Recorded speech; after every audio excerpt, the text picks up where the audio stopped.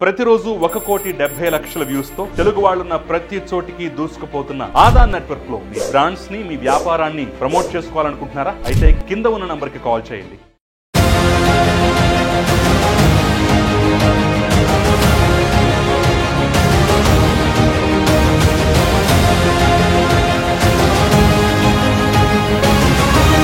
Political junction వర్తమాన రాజకీయాలపై సమగ్ర విశ్లేషణ అందిస్తుంది. నమస్తే, వెల్కమ్ టు ఆదా. నమస్తే రాజేష్ గారు.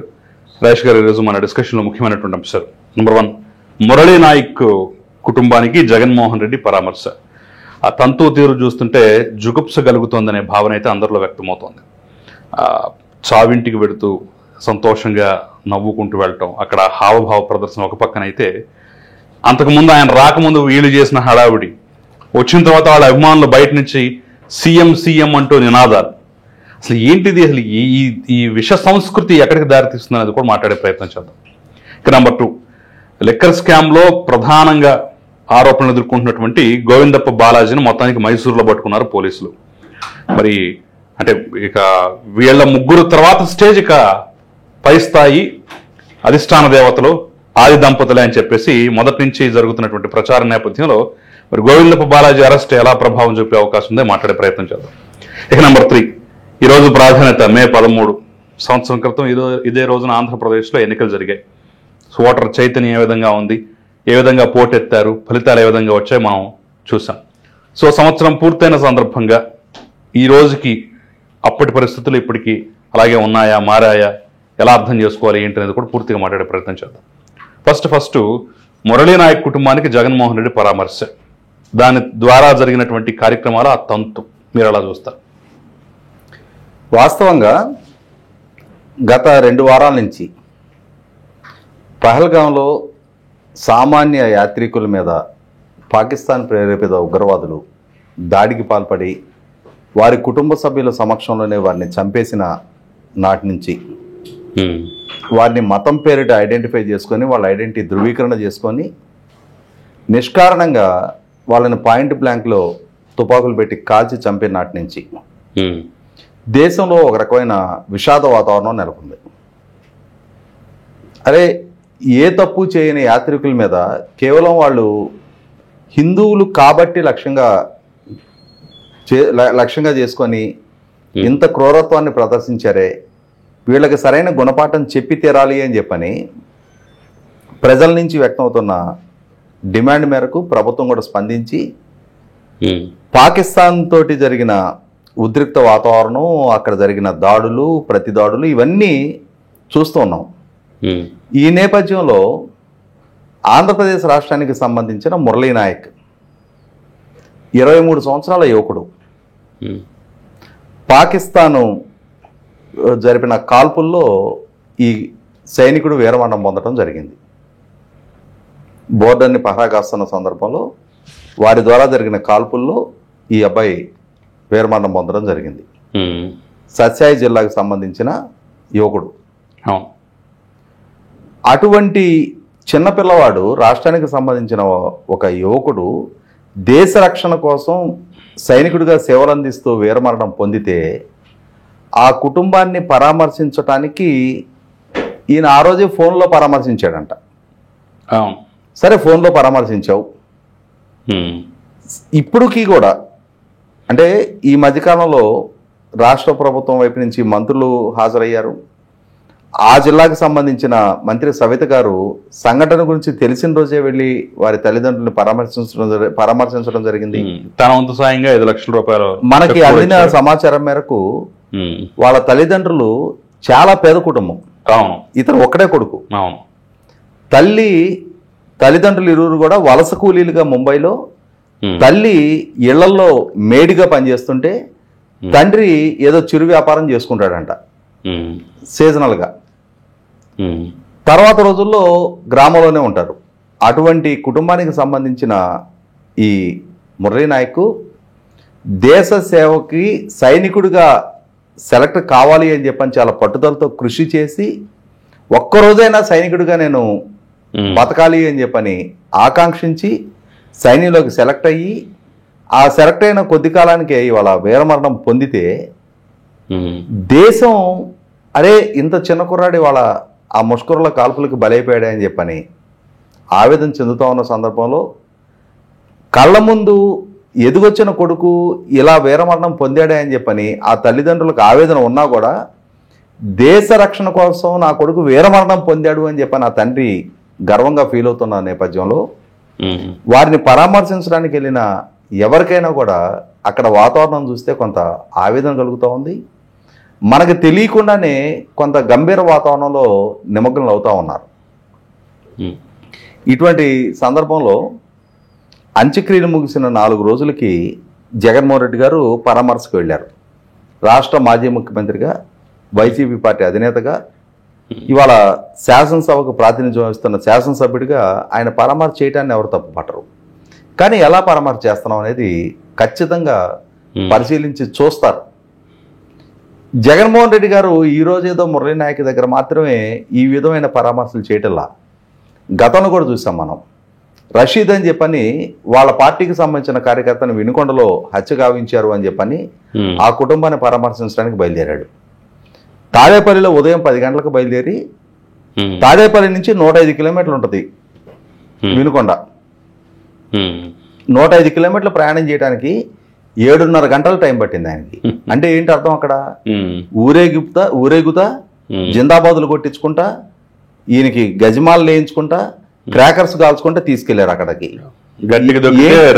ఏం ఘనకార్యం, ఏం ఓడబొడిచాడని చెప్పని ఎన్నికలలో ఘోరంగా ఓడించారు ప్రజలు, శిక్షించారు.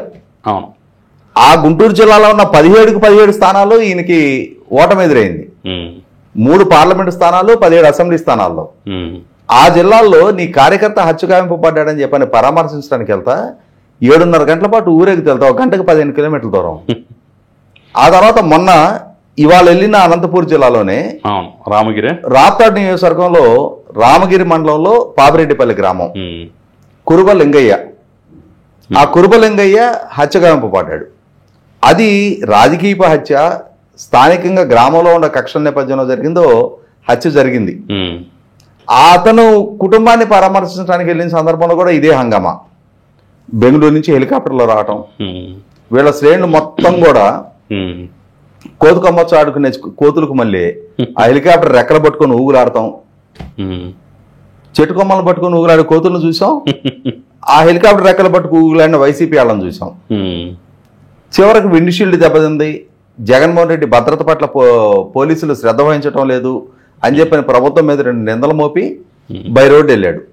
తీరా విచారం జరిపితే తేడతలమైంది ఏంటి అంటే అక్కడ స్థానిక వైసీపీ నాయకులు ఈ విధమైన వాతావరణం సృష్టించడానికి కుట్ర పన్నారు అని చెప్పని కేసులు నమోదయ్యి అరెస్టులు అవుతా ఉన్నారు.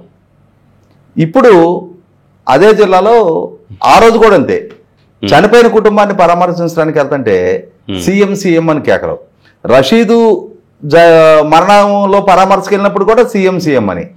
ఆ సీఎం పదవిని ఓడబీకి ప్రజలు ఇవాళ నిన్న ఒక ఎమ్మెల్యే స్థాయికి పరిమితం చేసి కొద్ది నెలలుగా గడవగానే మళ్ళీ సీఎం అని పిలిపించుకోవడానికి మనకైతే ఎబ్బెట్టుగా ఉంటది. ఖచ్చితంగా మీరు గమనించారో లేదు, కార్యకర్తలు చనిపోయినప్పుడు పరామర్శలే కాదు, సొంత కుటుంబంలో విషాదం జరిగిన వైవి సుబ్బారెడ్డి తల్లి మేదరమెట్లలో చెమ్మ ఆవిడ చనిపోయినప్పుడు అక్కడికి వెళ్ళినా కానీ ఇదే సీఎం గొడవ. అవును, ఇప్పుడు జనరల్గా ఏమవ్వాలంటే నాయకుడికి తన శ్రేణుల మీద అదుపు ఉండాలి,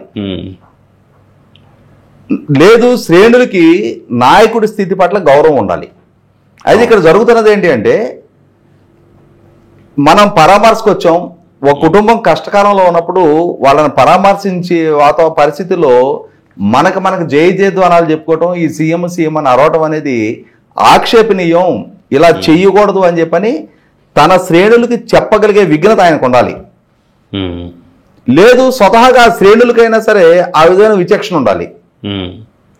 ఎక్కడ ఏ సందర్భంలో ఎవరిని ఉద్దేశించి ఏ విధంగా వ్యవహరించాలి, ఏ విధమైన స్లోగన్స్ ఇవ్వాలనే బేసిక్ కామన్ సెన్స్ వాళ్ళకైనా ఉండాలి. ఖచ్చితంగా వాళ్ళకి లేదు.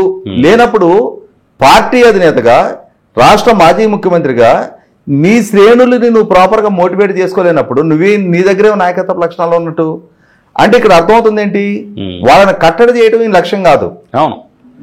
వాళ్ళు ఆ విధంగా పిలుస్తుంటే ఈయన మోటివేట్ అవుతాడు.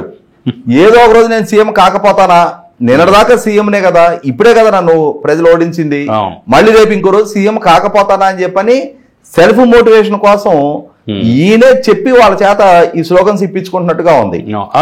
లేకపోతే ఉదయం నుంచి వాళ్ళ వైసీపీ అఫీషియల్ సోషల్ మీడియాలో కూడా వరుస పెట్టి జగన్మోహన్ రెడ్డి వస్తున్నాడు అని చెప్పేసి పోస్టులు పెడుతున్నారు. దీని ఉద్దేశం ఏంటంటే జనాలు రారోమో, వాళ్ళ కార్యకర్తలు రారోమో, వాళ్ళని ఏదో రకంగా రప్పించాలి, ఇలాంటి హంగామా సృష్టించాలనే ఉద్దేశంతోనే పెడుతున్నారు, ఇండైరెక్ట్ గా పుష్ చేస్తున్నారు అనేది ఒక విమర్శ అయితే ఉంది. ఇక్కడ గమనించుకోవాల్సింది ఏంటంటే, అదే మురళీ నాయక్ కుటుంబాన్ని పరామర్శించడానికి హోంమంత్రి అనిత గారు, నారా లోకేష్ గారు, ఉప ముఖ్యమంత్రి పవన్ కళ్యాణ్ గారు వీళ్ళందరూ వెళ్ళారు. అక్కడ ఈ స్లోగన్స్, ఈ హంగామా ఇవేం లేవే. అక్కడ నారా లోకేష్ వ్యవహరించిన వ్యవహార శైలిని జాతీయ స్థాయి గుర్తింపు ఉన్న సీనియర్ జర్నలిస్టులు మెచ్చుకొని, అంటే బీహార్కి సంబంధించిన ఒక సైనికుడి విషయంలో నితీష్ కుమార్ గారు అక్కడ ఉప ముఖ్యమంత్రులు ఆ విధంగా స్పందించలేదు అని చెప్పని, లోకేష్ చూసి మీరు బుద్ధి తెచ్చుకోండి అని చెప్పని నితీష్ కుమార్ గారికి హితోక్తులు చెప్పారు సీనియర్ జర్నలిస్టులు. అటువంటిది నువ్వు కూడా మాజీ ముఖ్యమంత్రిగా ఒక ట్రెండ్ సెక్టర్ ఉండాలా? ఈ విధమైన జుగుత్సాకరమైన వ్యవహార శైలి దీంతో ఏమవుతుందంటే ప్రజలలో అసహ్యం వేస్తుంది. ఆ కుటుంబం కూడా ఏమనుకుంటది, ఇతను మమ్మల్ని పరామర్శించడానికి వచ్చాడా, చిరునవ్వులు చిందించుకుంటా నవ్వుకుంటా మాట్లాడటం. వాళ్ళ కుమారుని కోల్పోయి ఉన్నారు. ఆ కోల్పోయిన సందర్భంలో ఈ చిరునవ్వులు ఎందుకు వస్తాయి నీకు? అదే కదా మనం చూసాం. ఎక్కడికి పరామర్శకి వెళ్ళినా కూడా నవ్వు, అంటే సిగ్గులేని మొహానికి నవ్వే సింగారం అంటారు. మన గ్రామాల్లో వాడే మాట ఇది. సిగ్గులేని మొహానికి నవ్వే సింగారం అంటారు. ప్రజల చేత ఘోరంగా ఎన్నికల్లో ఓడిపోయి, ఎందుకు ఓడిపోయాను, ప్రజలు నన్ను ఎందుకు ఇంతగా ఓడించారనే రియలైజేషన్ లేకుండా ఏదో ఘనకార్యం సాధించినట్టుగా ఈ పరామర్శల పేరిట వెళ్ళి సీఎం అని చెప్పని పిలిపించుకుంటా, కనీసం మనం గమనించాం పవన్ కళ్యాణ్ గారిని వాళ్ళ శ్రేణులు సీఎం అంటున్నప్పుడు ఆయన ఏం చెప్పాడు, పోయిన ఎన్నికల్లో నన్ను 2 చోట్ల ఓడించారు మీరు, కనీసం నన్ను గెలిపించుంటే మీరు వాళ్ళ సీఎం అంటానికి ఆస్కారం ఉండేది, నన్ను ఎన్నికల్లో ఓడించి వాళ్ళు మీరు సీఎం అంటాం ఏంటి అని చెప్పని ఈ విధంగా పిలవద్దని చెప్పని వాళ్ళ శ్రేణులకి ఆయన మందలించి చెప్పారు. నిజంగానే జగన్మోహన్ రెడ్డికి వాళ్ళ పిలుపుల పట్ల కనుక ఆక్షేపణ ఉన్నట్టయితే వాళ్ళ దిగువ స్థాయి, అంటే ఆయన తర్వాత సెకండ్ కేటగిరీ లీడర్షిప్ ఉంటారు జిల్లాలో సంబంధించిన నాయకుల్ని, వాళ్ళని మందలిస్తే ఇంకొకసారి నా పర్యటనలో ఈ విధంగా కనుక కేకలేశారంటే మర్యాద ఉండదని చెప్పని చెప్పుంటే వాళ్ళ దిగువ శ్రేణులకు చెప్పుకుంటారు. కానీ ఈయన ఎప్పుడైతే ఆనందపడతా, ఈయన ఉపలాట పడతా, ఈయన కులుక్కుంటున్నాడో వాళ్ళ శ్రేణులకు కూడా అర్థమైపోయింది ఈయనకి ఇట్లా చెప్తేనే ఆనందం. కాబట్టి మనకి ఇష్టం ఉన్నా లేకపోయినా ఆయన వచ్చి ఆ మొక్కుబడి తంతు ముగించుకొని వెళ్ళేదాకా సీఎం అని చెప్పని కాసేపు ఓదర కొడుతుంటే దానికే ఆనందపడి వెళ్ళిపోతాడు. ప్రజలెటు ఓట్లే లేదు, ప్రజలకు ఆ సీఎం పదవి నుంచి పీకేశారు. కాబట్టి కనీసం మనమన్నా కాసేపు ఆయన ఆనందపడుద్దాం అని చెప్పి నా శ్రేణులు ప్రయత్నం చేయడం, ఆయన ఆత్మసంతృప్తి పొందడం కోసం ఈ విధంగా సమయం సందర్భం లేకుండా ఎక్కడికి వచ్చాము, ఎవరింటికి వచ్చాము, ఏ సందర్భంలో వచ్చి అనే విచక్షణ మర్చిపోయి ఈ విధమైన పిలిపించుకోవడం అంటే మనకైతే చాలా ఎబ్బెట్టుగా ఉంది. ఇటువంటి ఒక రకంగా సంస్కారహీనత్వాన్ని ప్రదర్శించే వ్యక్తిన మీ రాష్ట్రానికి ముఖ్యమంత్రిగా ఎన్నుకుంది అని చెప్పని ఇవాళ దేశం కూడా మన ఎంక చూసి ఓహో ఇటువంటి వ్యక్తి పాలనలో బతికిన ప్రజలు వీళ్ళేనా అని చెప్పని ఒక రకంగా మనల్ని చూసి జాలిపడే పరిస్థితులు మనకే సిగ్గేస్తుంది. ఖచ్చితంగా. సరే, ఇక రెండో అంశంలోకి వెళ్తే గోవిందప్ప బాలాజీని మొత్తానికి మైసూరులో పట్టుకున్నారట పోలీసులు. ఇది కీలక అరెస్ట్, రాజు కస్సారెడ్డి తర్వాత ఆ స్థాయిలో కీలకమైన అరెస్ట్, కానీ దీన్ని ఖచ్చితంగా చూడాలి. సో మరి ఇది ఎటు దారి తీస్తుందంటారు, ఏం జరిగే అవకాశం ఉందంటారు, వాట్ నెక్స్ట్? ఇప్పుడు వాస్తవంగా ఐఎన్పిఆర్ కమిషనర్గా పనిచేసిన తుమ్మా విజయ్ కుమార్ రెడ్డి, అతను ఐఎన్పిఆర్ కమిషనర్గా అధికార దుర్వినియోగానికి పాల్పడి వందలాది కోట్ల రూపాయలు సాక్షి మీడియాకి కట్టబెట్టాడు అని చెప్పిన ఆరోపణలు వచ్చిన నేపథ్యంలో జరిగిన విచారణే అది అంతిమంగా జగన్మోహన్ రెడ్డి గారి సతీమణి భారతి గారి వరకు చేరటానికి ఆస్కారం ఉంది. ఓకే, ఎందుకంటే సాక్షికి ఈయన కట్టబెట్టాడు, సాక్షికి ఈయన ఇచ్చాడు, ఆ వాయనం పుచ్చుకుంది భారతి గారు, వాయనం ఈయన ఇచ్చాడు, అధికార దుర్వినియోగానికి ఈయన పాల్పడ్డాడు. తన భర్త రాష్ట్ర ముఖ్యమంత్రిగా ఉండగా ఆ భర్త పాలనలో ఒక విభాగం నుంచి ఆమెకు సంబంధించిన సంస్థకు ఆర్థిక ప్రయోజనాలు చేకూర్చుకున్నారు అన్న ఆరోపణల మీద జరిగే విచారణలోనే భారతి గారికి శ్రీముఖాలు అందటం ఖాయమని చెప్పని మనందరం అనుకున్నాం. ఇప్పుడు అదే భారతి గారికి డైరెక్ట్గా లీడ్ అవుతూ ఆమె కంపెనీలో డైరెక్టర్గా పనిచేస్తూ ఆమె ఆర్థిక వ్యవహారాలు మొత్తం పర్యవేక్షించే చార్టర్డ్ అకౌంటెంట్ గోవిందప్ప బాలాజీ. ఇతను ఈ ముడుపుల అందుకోవటం చేర్చడంలో కీలక పాత్ర పోషించాడు. ఇవాళ రాజకాశ్ రెడ్డి ద్వారా ఆర్గనైజ్ చేయబడ్డ ఈ క్యాష్ కొరియర్, క్యాష్ హ్యాండ్లర్ లాంటి వ్యవస్థల్లో ఈ గోవిందప్ప బాలాజీ కూడా కీలక వ్యక్తి.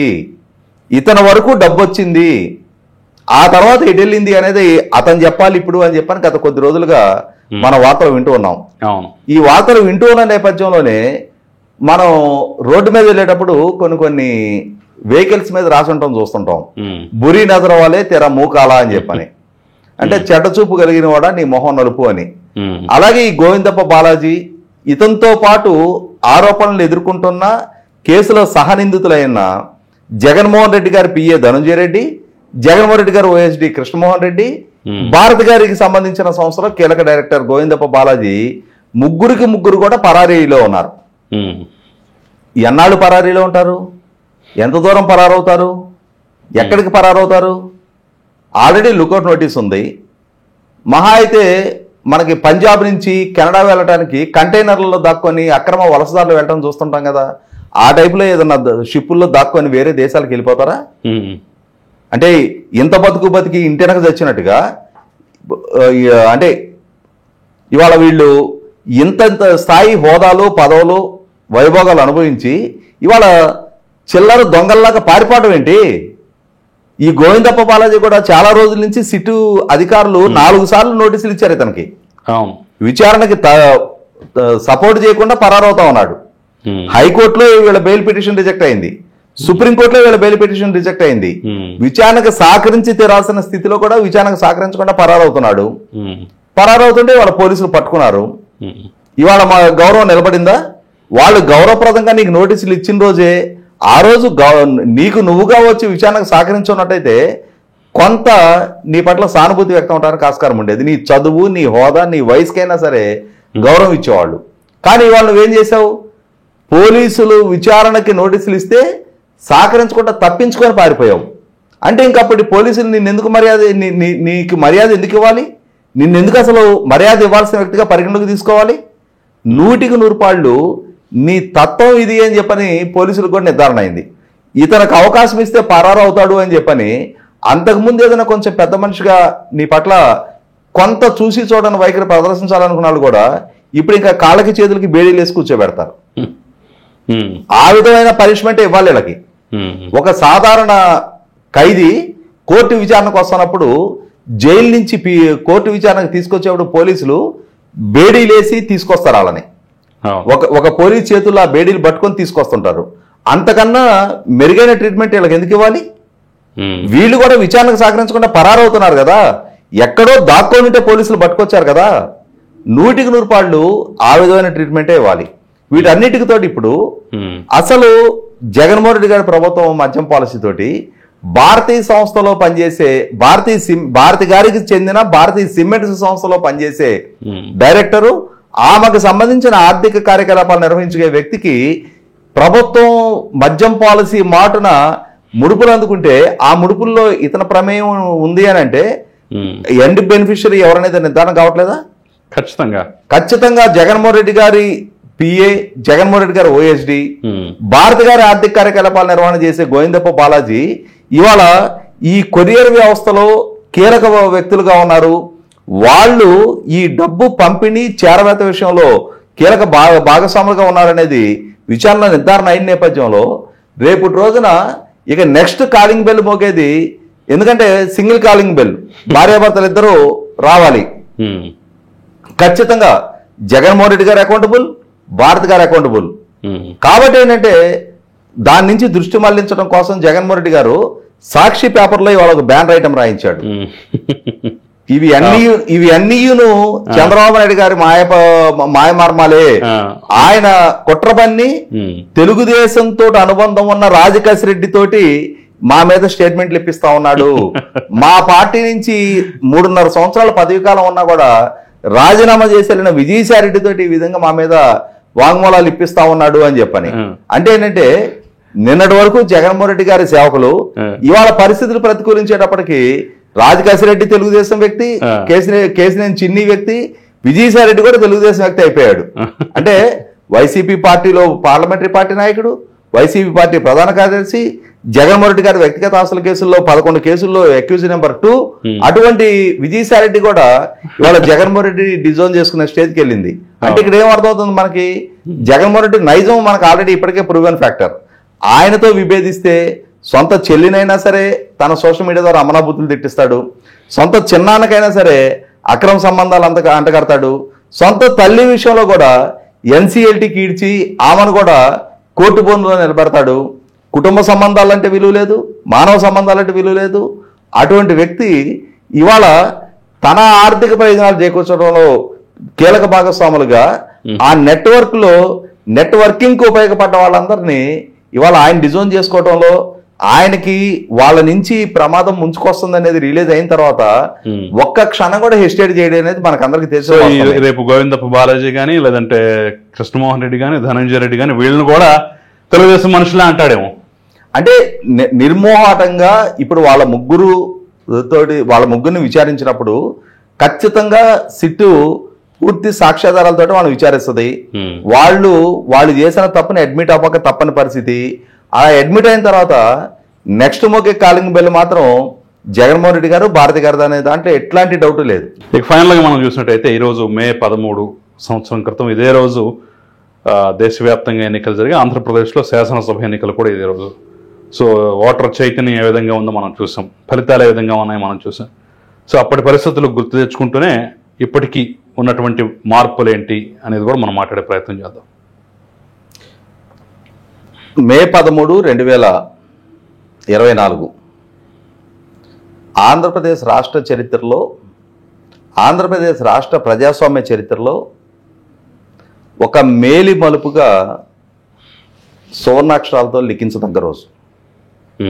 ఎందుకంటే విభజన జరిగిన ఆంధ్రప్రదేశ్ రాష్ట్రం, లోటు బడ్జెట్తో ఏర్పడ్డ రాష్ట్రం, రాజధాని లేని స్థితిలో ఏర్పాటైన రాష్ట్రం, 5 కోట్ల మంది ప్రజలు చంద్రబాబు నాయుడు గారి నాయకత్వంలో అయితే రాష్ట్రానికి భవిష్యత్తుని, అంటే రాష్ట్ర భవిష్యత్తుని తీర్చిదిద్దగలుగుతారు, తమ భవిష్యత్తు తమ బిడ్డల భవిష్యత్తు కూడా ఆయన అయితేనే తీర్చిదిద్దగలుగుతారనే ఒక నమ్మకంతో 2014లో చంద్రబాబు నాయుడు గారికి అధికారం కట్టబెడితే ఆనాటి నుంచి 2019లో ఆ 19 ఎన్నికల్లో తనకి అధికారం దక్కే వరకు జగన్మోహన్ రెడ్డి గారు ఆయన పన్నిన కుట్రలు, కుతంత్రాలు, చేసిన విష ప్రచారం, ఆయనకి సహకరించిన కొన్ని మీడియా సంస్థలు, వాళ్ళ సోషల్ మీడియా, ఆయనకి సర్వీస్ ప్రొవైడర్గా వ్యవహరించిన వ్యూహకర్తలు, ఆయన గెలుపు కోసం అహర్నిశలు ప్రతి సందర్భాన్ని, ప్రతి అంశాన్ని వక్రీకరించి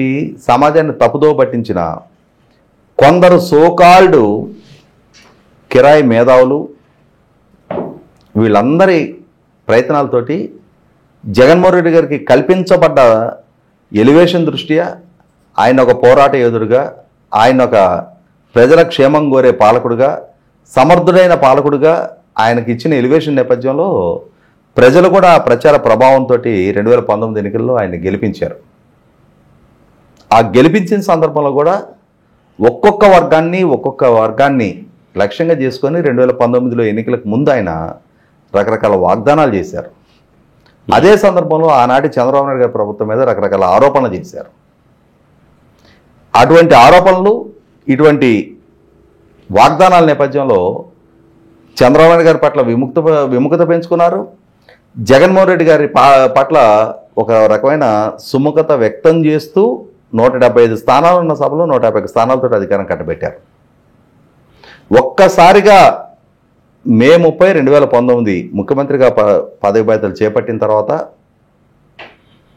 ఎంత పెద్ద తప్పు ప్రజలు చేశారు అనేది తనని తాను జగన్మోహన్ రెడ్డి గారు ప్రజల ముందు ఆవిష్కరింపజేసుకున్నాడు. సహజంగా ఏ ప్రభుత్వం అయినా, ఏ వ్యక్తి అయినా తన తొలి అడుగుల్ని ఒక శుభకరమైన కార్యక్రమంతో తన ప్రస్థానం మొదలు కావాలని చెప్పని కోరుకుంటారు. ప్రజలు ఇచ్చిన తీర్పు నేపథ్యంలో, ప్రజలు పెట్టుకున్న అంచనాల నేపథ్యంలో, ప్రజలకి కల్పించిన ఆశల నేపథ్యంలో జగన్మోహన్ రెడ్డి గారి పట్ల కూడా ప్రజలు అదే విధమైన అంచనాలతో ఉన్నారు.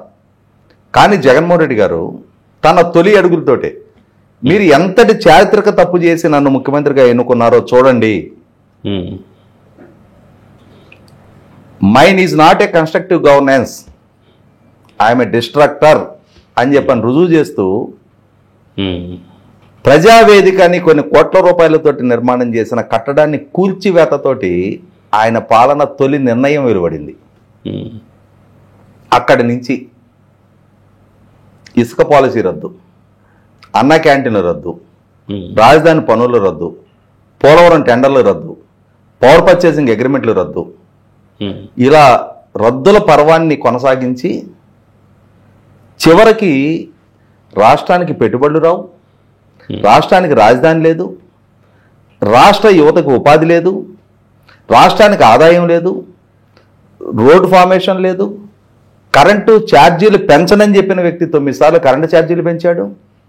ఇలా మొదలుపెట్టి ఒక పక్క లక్షల కోట్ల అప్పుల్లో రాష్ట్రాన్ని ముంచి శాంతి భద్రతలు కొరవడి యువత మాదక ద్రవ్యాల బారిన పడే దుస్థితిలోకి, ఒక రకమైన నైరాశ్యంలోకి యువతను నెట్టేసి లక్షల ప్రభుత్వ ఉద్యోగాలు భర్తీ చేస్తాను, మెగా డిఎస్సి కండక్ట్ చేస్తానని చెప్పని చేసిన వాగ్దానాన్ని గాలి కుదిలి అటు ఉపాధి కల్పన లేక ఆఖరికి ఎస్సీ, బీసీ, ఎస్టీ లాంటి కార్పొరేషన్ల నుంచి క్రమం తప్పని క్రెడిట్ క్యాంపులు కండక్ట్ చేసేవారు గతంలో. 5 సంవత్సరాల కాలంలో అవి అతిగతి లేవు. ఉద్యోగస్తులకి మెరుగైన పిఆర్సీ ఇస్తా, క్రమం తప్పని డిఎల్ ఇస్తా, సిపిఎస్ రద్దు చేస్తానని చెప్పిన వాగ్దానాలు వాటికి అతిగతి లేదు. ఇలా ఒక్కొక్క వర్గాన్ని ఎన్నికలకు ముందు చేసిన వాగ్దానాల నుంచి డివేట్ అయ్యి ఆయా వర్గాల్ని వంచిస్తూ ఆయా వర్గాల ప్రజలు ఇదేంటి అన్యాయం ఏంటి అని చెప్పని ఆక్రోశంతో గొంతెత్తే ప్రయత్నం చేస్తే నిర్బంధకాండ ప్రయోగిస్తూ వారిని కేసులు పాలు చేసి కస్టోడియల్ టార్చర్కి గురి చేసి ప్రశ్నించే తత్వాన్నే సహించలేని ఒక ఇంటాలరెన్స్ గవర్నెన్స్ అందించిన జగన్మోహన్ రెడ్డి గారి పట్ల ప్రజలలో ఒక ఏహీభావం పెరిగింది. ఒక్క ఛాన్స్ నాకు ఇవ్వండి అని ఆయన అర్థించిన మేరకు విశ్వసించి ఆ ఛాన్స్ ఇచ్చిన ప్రజలు ఎందుకు ఈ అవకాశం ఇచ్చామా అని చెప్పని రిలీజ్ కట్టడానికి ఎన్నాళ్ళో పట్ల. కానీ ప్రజాస్వామ్యంలో 5 సంవత్సరాల తర్వాత మాత్రమే ఎన్నికలు వస్తాయి కాబట్టి జగన్మోహన్ రెడ్డి గారి ప్రభుత్వం ప్రదర్శిస్తున్న నిర్బంధకాండ నేపథ్యంలో, దమన నీతి నేపథ్యంలో కేసుల పాలు, జైలు పాలు కాలేని నిస్సహాయ స్థితిలో ప్రజలు కూడా సహిస్తూ భరిస్తూ ఎప్పుడు ఓటు రూపంలో మళ్ళీ అవకాశం దక్కుద్దా అని చెప్పని ఎదురు చూశారు. నేనే ఈ రాష్ట్రానికి శాశ్వత ముఖ్యమంత్రిని అని చెప్పని కలలుగన్న జగన్మోహన్ రెడ్డి గారు వైనాట్ 175 ప్రతిపక్ష నాయకుడు చంద్రబాబు నాయుడు గారు కూడా గెలవడు అని చెప్పని మేకపోతు గాంభీర్యాలు ప్రదర్శించిన ఆయన వైఖరి ఏంటి, ఆయన పాలనా దక్షత ఏంటి, వ్యక్తిగా ఆయన నైజం ఏంటి అనేది స్పష్టమైన తర్వాత కనీసం కుటుంబ సంబంధాలకి కూడా విలువివ్వని, తన సొంత తోడబుట్టిన చెల్లెలను కూడా అత్యంత జుగుసాకరమైన పదజాలంతో వ్యక్తిత్వాన్ని పాల్పడుతున్న నైజం చూసిన తర్వాత తన సొంత చిన్నాన్న దారుణ హత్యకు గురైతే ఆ హత్యకి బాధ్యులు వీళ్ళు అని చెప్పని సిబిఐ ద్వారా నిర్ధారణ జరిగిన వాళ్ళని సమర్థించుతూ వాళ్ళని కాపాడుతున్న తీరు చూసిన తర్వాత ఇతని వ్యక్తిత్వం, ఇతని పాలనా దక్షత, మాట తప్పే మడమ తిప్పే ఇతని నైజం పట్ల ప్రజలకు ఒక స్పష్టత వచ్చిన నేపథ్యంలో ఎప్పుడు ఇతన్ని అధికారం నుంచి దూరం చేస్తామని ఆసక్తిగా ఎదురు చూస్తున్న ప్రజలకి మే 13వ తారీఖు ఒక సువర్ణ అవకాశం రూపంలో వాళ్ళ ముందుకు అవకాశం వాళ్ళ కాలి దగ్గరకు వచ్చింది. అటువంటి స్థితిలో లక్షలాదిగా ప్రజలు కథం దొక్కుతా ఏ పుష్కరాలకో కుంభమేళాలకో తరలినట్టు వివిధ ప్రాంతాల్లో స్థిరపడి ఆంధ్ర ప్రాంత మూలాలుండి ఆంధ్ర ప్రాంతంలో ఓటర్లుగా నమోదై ఉన్న వాళ్ళందరూ కూడా తరలొచ్చి స్థానికులతో కలిసి ఉదయం 6-6:30 నుంచే క్యూ లైన్లో బారులు తీరు నిలబడి ఎప్పుడూ నమోదు కానంతటి పర్సంటేజ్ పోల్ టర్నౌట్ అయ్యి అంతిమంగా జగన్మోహన్ రెడ్డి గారిని అధికారాన్ని నుంచి దూరం చేసే ప్రక్రియ గత సంవత్సరం మే 13 ఈవీఎంలలో ఓట్ల రూపంలో నిక్షిప్తం చేశారు. అంతిమంగా ఏం జరిగింది ఏంటి అనేది మనకందరికీ తెలిసిన సమాచారమే. ఎన్నికలలో అత్యంత ఘోర ఓటమి ఎదుర్కొన్న జగన్మోహన్ రెడ్డి గారు 151 స్థానాలతో అధికారం కట్టబెడితే ఆ అవకాశాన్ని దుర్వినియోగం చేసుకొని 11 స్థానాలకు పరిమితం అయ్యి ప్రధాన ప్రతిపక్ష హోదా కూడా దక్కించుకునే స్థితికి దిగజారి ఇప్పటికే ఆయన వైఖరిలో మార్పు లేదు. అదే విధ్వంసపు ఆలోచనలు, అదే కుట్రలు కుతంత్రాలు, అసత్య ప్రచారాలు, మార్ఫింగ్ ఫోటోలు, మార్ఫింగ్ సంస్కృతి, వాటిని ఆ రోజు నుంచి ఈ రోజుకి పెంచి పోషిస్తున్న జగన్మోహన్ రెడ్డి గారు 2019లో విజయం దక్కడానికి అదే షార్ట్కట్గా ఉపయోగపడింది కాబట్టి రేపు 2029లో కూడా అదే ఉపయోగపడుతుంది అనుకుంటున్నాడు. కానీ 2019 నుంచి కూడా 24 వరకు కూడా ఇదే సంస్కృతిని పెంచి పోషించిన ఈ సంస్కృతి పట్ల ప్రజల్లో వచ్చిన రియలైజేషను, జగన్మోహన్ రెడ్డి గారి వైఖరి పట్ల, ఆయన వ్యక్తిత్వం పట్ల, ఆయన నైజం పట్ల, ఆయన సామర్థ్యం పట్ల ప్రజల్లో వచ్చిన అవగాహన మేరకు మొన్నటి ఎన్నికల్లో అంత ఘోరంగా ఓడించారు. ఓడించినా సరే తాను ఓడిపోవటాన్ని తట్టుకోలేని ఒక ఇంటాలరెంట్ పాలిటీషియన్గా జగన్మోహన్ రెడ్డి గారు కొత్తగా ఏర్పాటైన ప్రభుత్వాన్ని, నెల రోజుల ప్రభుత్వాన్ని రద్దు చేసి రాష్ట్రపతి పాలన పెట్టమని జాతీయ స్థాయిలో ఉద్యమాలకు పూనుకున్నాడు. ఇటువంటి నేపథ్యంలో ఖచ్చితంగా జగన్మోహన్ రెడ్డి చెర నుంచి రాష్ట్రాన్ని విడిపించుకున్నాం, ఇక భవిష్యత్తులో కూడా మళ్ళీ జగన్మోహన్ రెడ్డి అనే రాజకీయ గ్రహణం ఈ రాష్ట్రానికి పట్టడానికి వీల్లేదు అని చెప్పని స్పష్టత ప్రజల్లో ఉంది. ఇటువంటి నేపథ్యంలో జగన్మోహన్ రెడ్డి గారు ఇంకా ఎన్ని కుయుక్తులు కుట్రలకి ఆయన వైపు నుంచి ప్రయత్నం చేసినా సరే ప్రజలలో జగన్మోహన్ రెడ్డి పట్ల వచ్చిన చైతన్యం, స్పష్టత 100% శాశ్వతంగా జగన్మోహన్ రెడ్డిని ఆంధ్రప్రదేశ్ రాష్ట్ర రాజకీయ ముఖచిత్రం నుంచి దూరం చేసింది అనేది వాస్తవం.